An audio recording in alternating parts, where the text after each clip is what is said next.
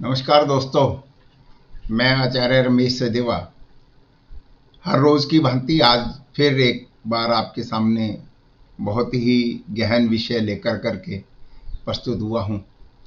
आज का विषय विशेष करके अध्यापकों के लिए है और वह है कि एक सफल विद्यार्थी के पीछे हमेशा एक अध्यापक का हाथ होता है। तो फिर जो विद्यार्थी फेल हो जाते हैं या पिछड़ जाते हैं उनके पीछे कौन?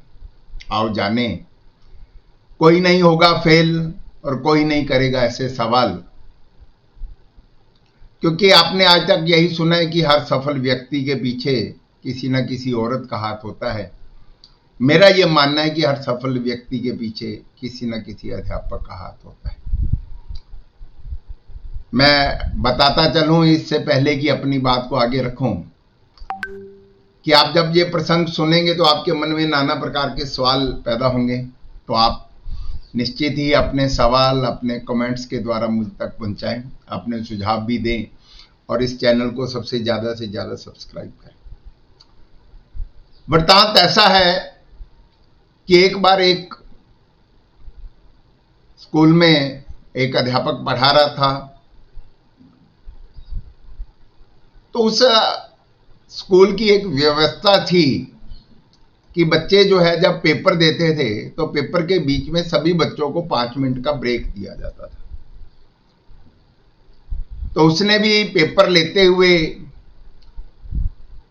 वो 5 मिनट का ब्रेक दिया। 5 मिनट के बाद जब सब बच्चे आकर के बैठे तो एक विद्यार्थी ने अपने अध्यापक से कहा कि सर मेरी घड़ी चोरी हो गई। अध्यापक को यह सुनकर के बड़ा दुख हुआ, परंतु उसने अपने योग्यता से एक विचार करा कि क्लास में तब कोई नहीं था, सारे बाहर चले गए और सब आए। तो इसका मतलब यही है कि कहीं ना कहीं घड़ी जो है वो क्लास में ही है। ऐसा उसके मन में उसने अपने चिंतन से सोचा और तुरंत क्लास के कमरे को दरवाजे को बंद कर दिया और सभी बच्चों से कहा कि आप अपना अपना रुमाल निकालिए, हैंकी निकालिए। सभी बच्चों ने अपने अपने हैंकी निकाली और सभी बच्चों की आंखों पर उसने उसे एक पट्टी स्वरूप बांध दिया।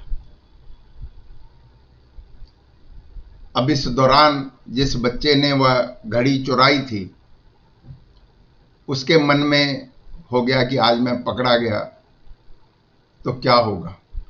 नाना प्रकार के सवाल उसके मन में आए, परंतु अध्यापक ने सब बच्चों की तलाशी लेते हुए उनकी जेबों में हाथ डाला और जिस बच्चे की जेब में से भी घड़ी निकली वह निकाली और जिस बच्चे को देनी थी, जिस बच्चे की गुम हुई थी, उसे वह घड़ी पकड़ा दी।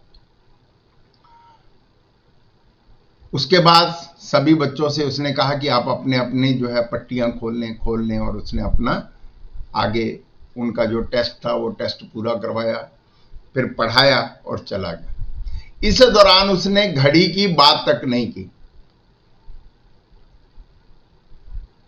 नहीं तो अक्सर हम अध्यापक क्या करते हैं कि यदि ऐसा हो गया तो सारा पीरियड ही इसी बात में चला जाता है, बल्कि सारा दिन ही चला जाता है। उसको प्रिंसिपल के पास ले जाएंगे, ऐसा करेंगे, हम नाना प्रकार के प्रयास करते हैं।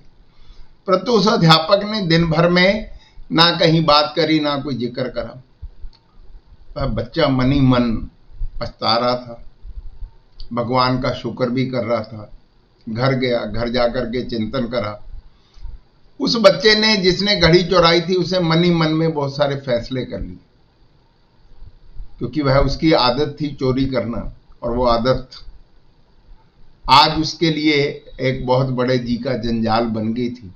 परंतु वह उसमें से आज फिर बच गया था इसलिए, परंतु उसने बहुत सारे फैसले करे। वर्षों बीतते गए। उस स्कूल के अंदर एक फंक्शन हुआ। फंक्शन में मुख्य अतिथि के रूप में बुलाया गया और वो वही विद्यार्थी था जिसे वहां पर बुलाया गया। वह मुख्य अतिथि के रूप में आया। उस स्कूल का पुराना विद्यार्थी था। स्कूल को गर्व होता है विद्यार्थी को भी स्कूल में आना बहुत अच्छा लग रहा था। आकर करके जो है फंक्शन चला, फंक्शन के बाद उसे उद्बोधन के लिए बुलाया गया। वह मंच पर गया और मंच पर जाकर करके उसने अपने सामने उसी अध्यापक को बैठे हुए देखा।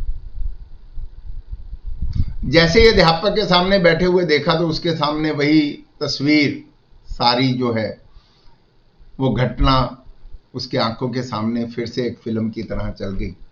तो उसने अपने उद्बोधन में सिर्फ इतना ही कहा कि मैं इस स्कूल का वो पुराना विद्यार्थी हूं कि इतने इतने साल पुराना पहले ऐसे ऐसे एक घटना हुई थी। उसने वो सारी घड़ी की चोरी की वृतांत बताया और वो बात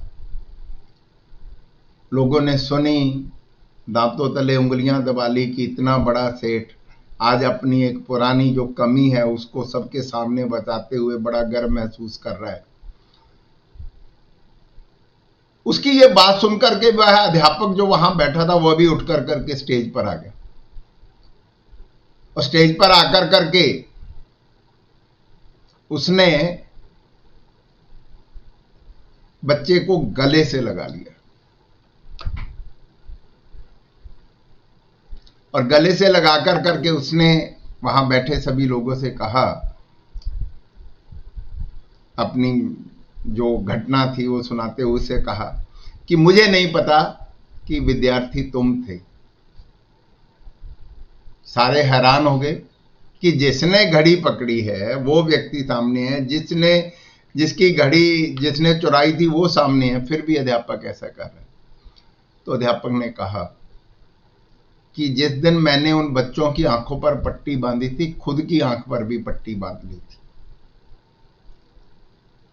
और उसके बाद मैंने सब बच्चों की तलाशी लेनी शुरू करी थी और मैंने अपने मन में ये प्रण कर लिया था कि मुझे भी ना वो विद्यार्थी कोई चोर नजर आना चाहिए और ना मेरी किसी के तरफ उंगली उठनी चाहिए। तो यह है असल में जो अध्यापक बनते हैं वो किस तरह से समस्याओं का समाधान करते हैं और फिर ऐसे व्यक्ति जब सफल होते हैं तो ही कहते हैं कि उसके पीछे जो है एक अच्छे अध्यापक का हाथ है। मैं यहाँ बताता चलूँ, आप में से बहुत सारों का सवाल होगा कि न्यूटन को भी किसी अध्यापक ने स्कूल से निकाल दिया था यह कह करके कि ये मंद बुद्धि का है। मैं समझता हूँ कि जब कभी अध्यापक भी ऐसा भी कर दे तो भी विद्यार्थी को, अभिभावकों को, समाज को, उसको भी एक चैलेंज के रूप में उस अध्यापक को, वो चैलेंज भी उस अध्यापक का, उसके पीछे भी कोई, क्योंकि हम ये मानते हैं कि अध्यापक अपने लिए कुछ नहीं करता है, उसका मुख्य उद्देश्य उस विद्यार्थी के जीवन को कुछ बनाने का होता है। तो दोस्तों, आप यदि अध्यापन क्षेत्र में हैं तो आप इससे प्रेरणा लें, अपने बच्चों को, विद्यार्थियों की समस्याओं का समाधान करना सीखें। यदि आप विद्यार्थी हैं तो अपने अध्यापक से कुछ इस तरह से व्यवहार करें कि वो आपके प्रति कैसे सोचे। यदि आप अभिभावक हैं, पेरेंट्स हैं, तो उस अध्यापक के प्रति आप सोचिए कि यदि वो कुछ कर रहा है तो उसके पीछे क्या है। और मैं अध्यापकों से बार बार यही कहूँगा कि हमने इससे प्रेरणा लेकर के बच्चों की समस्याओं को समझना है, उसे हल करने के तरीके बदलने हैं। और यदि बच्चों की ये समस्या को हम इस तरह से हल करना सीख जाएंगे तो निश्चित ही हर उस सफल विद्यार्थी के पीछे आप में से किसी न किसी का हाथ होगा। आप यही प्यार स्नेह बनाए रखें, ज़्यादा से ज़्यादा इस एजुसेट फैमिली से जुड़े और इसे ज़्यादा से ज़्यादा लोगों तक पहुँचाएं। मैं आपसे निवेदन करूँगा, आप अपने कमेंट जरूर दें, मुझे सुझाव जरूर दें। और यदि कोई विषय आपको लगता है कि इस विषय पर मुझे अपनी बात कहनी चाहिए, अपना अनुभव शेयर करना चाहिए, तो वह भी बताते चले। तो पुनः आप सबका धन्यवाद। इसी तरह अपना प्यार बनाते रहना।